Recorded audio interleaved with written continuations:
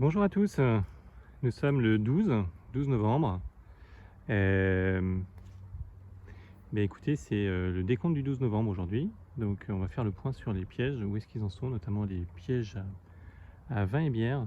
Est-ce que la tendance est à la stabilisation ou pas? Ce qui est sûr, c'est que là, en ce moment, sur le rucher, hormis un frelon que j'ai tué, d'ailleurs c'est dans la vidéo sur la visite du rucher que je vais poster aujourd'hui, je l'ai tué en direct, c'est le seul que j'ai vu depuis environ 1 heure, donc ça c'est un très bon signal. Abonnez-vous bien sûr, laissez un commentaire, partagez vos états d'âme. Certains sont dubitatifs, certains au contraire sont enthousiastes. Ce qui est sûr, c'est que ce qui nous réunit, c'est surtout, je pense, le fait d'apprécier les abeilles, de les protéger, de vouloir que ce savoir se transmette et que que le plus de monde possible comprenne que pour avoir du miel dans un magasin ou sur sa tartine ou dans son alimentation, ça demande du travail. Ça demande du travail quotidien évidemment, beaucoup de labeur, mais également de la surveillance, de la vigilance, de la pédagogie. Ça y contribue. Donc je vous fais le décompte. Si vous soutenez la chaîne, ça donne du courage évidemment à l'association, à moi également qui fait les vidéos pour l'association, et également à tous les gens qui peuvent être un peu dans le doute ou dans la découverte. Donc on y va. Déjà donc un certain nombre de bouteilles ont été vidées. Voilà, je l'ai rempli. Donc là, on rappelle toujours de la bière. Alors ici, de la bière rouge, ça évite de faire encore un mélange avec du sirop. Et en haut, ici, les cubis qui sont ici, c'est pour mettre le vin. Donc un vin blanc premier prix, enfin voilà, les prix vraiment basiques. Les bières en promo, évidemment. Allez, on y va. On termine, on vide. En voilà un.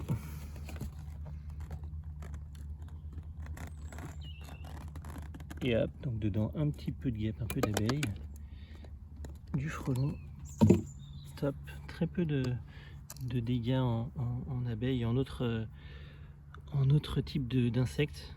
À ce stade de l'année, il y en a eu plus un peu pendant l'été, mais la proportion était largement favorable à notre démarche et ça a préservé beaucoup plus d'abeilles et d'autres insectes de piéger les frelons asiatiques que tout simplement de ne pas les piéger. Alors le bilan, j'ai hâte de savoir.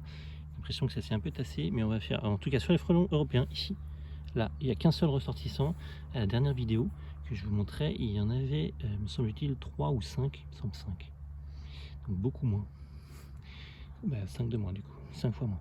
Et là on en a 1, 2, 3, 4, 5, 7, 8, 9, ah oui, non, 8 groupes de 5, celui-là il y en a 4, si je dis pas de bêtises, ouais, donc 44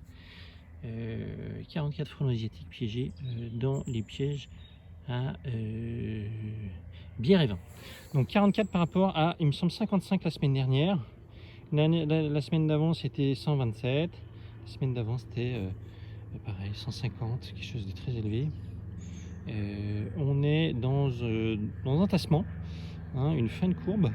Le signal le plus fort pour moi, c'est qu'il n'y en a pas trop. Il y en a, encore une fois, je vous l'ai dit, j'en ai vu qu'un que j'ai pu tuer sur le rucher, plus ce niveau de prise là dans les pièges, c'est extrêmement positif. Et les ruches, elles, par contre, sont extrêmement dynamiques. Ça rentre, ça sort, il y a du pollen, du nectar, etc. Beaucoup de vivacité. Donc le piégeage apporte ses fruits. Le nourrissage aussi. Je vous rappelle qu'il faut nourrir les ruches quand elles sont en stress, de façon à ce qu'elles ne meurent pas à l'intérieur de la ruche et qu'elles ne meurent pas de faim. Et comme je pense que tout le monde le sait, mais un petit rappel là-dessus est important.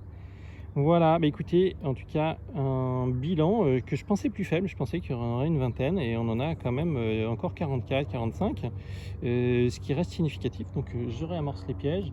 On verra ce que ça donne la semaine prochaine, mais je pense que ce sera la fin du game.